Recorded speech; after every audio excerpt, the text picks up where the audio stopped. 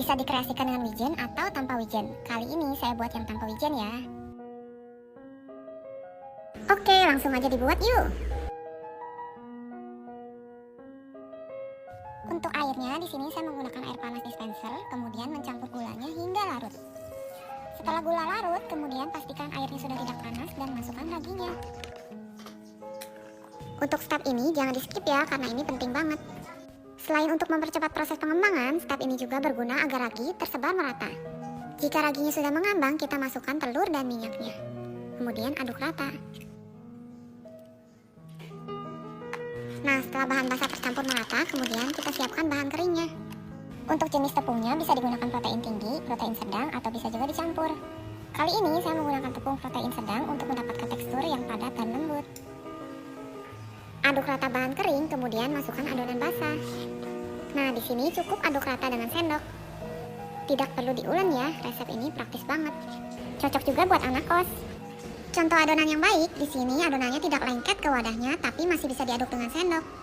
Saran saya, jika baru pertama kali mencoba resep ini, tuang cairannya sedikit demi sedikit.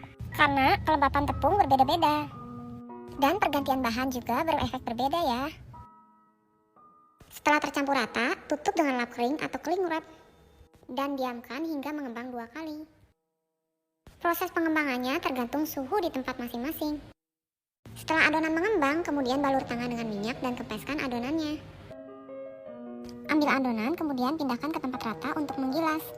Taburkan sedikit tepung pada permukaan. Tujuannya agar adonan tidak lengket saat digilas ya. Kemudian ratakan adonan dan gilas membentuk persegi panjang. Untuk ketebalan adonan jangan terlalu tipis, kurang lebih 1-1,5 cm ya. Nah, setelah adonannya terbentuk, kemudian diamkan kembali selama 10-20 menit. Di sini saya lebih suka mendiamkan dulu adonannya baru dipotong kemudian. Karena jika dipotong duluan, adonannya saat mengembang akan menempel kembali.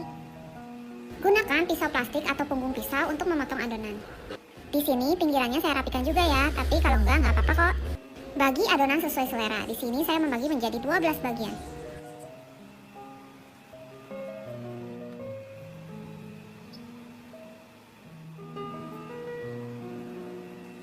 Setelah semuanya terpotong, kemudian panaskan minyak dan goreng dengan api kecil sampai sedang. Saat menggoreng, jangan dibolak-balik ya, tunggu sampai permukaan bawahnya kecoklatan, baru dibalik. Menggoreng roti ini sama dengan menggoreng donat. Jika awalnya minyak kurang panas, maka adonan akan menyerap minyak. Jadi pastikan dulu minyaknya sudah panas ya. Nah, untuk warnanya, odading memang warnanya lebih kecoklatan dibanding donat ya. Karena lebih banyak mengandung gula dan biasanya ukurannya besar-besar. Nah, ini dia odadingnya, siap dinikmati dengan kopi dan teh hangat. Nah, odading ini biasanya kalau di Bandung dijual samaan bareng cakwe. Mungkin ada yang bingung, apa sih odading itu? Odading itu biasa disebut juga roti bantal ya. Soalnya bentuknya kayak bantal gitu. Nah, biasanya orang juga jualan ditaburi wijen atau digoreng polosan gini.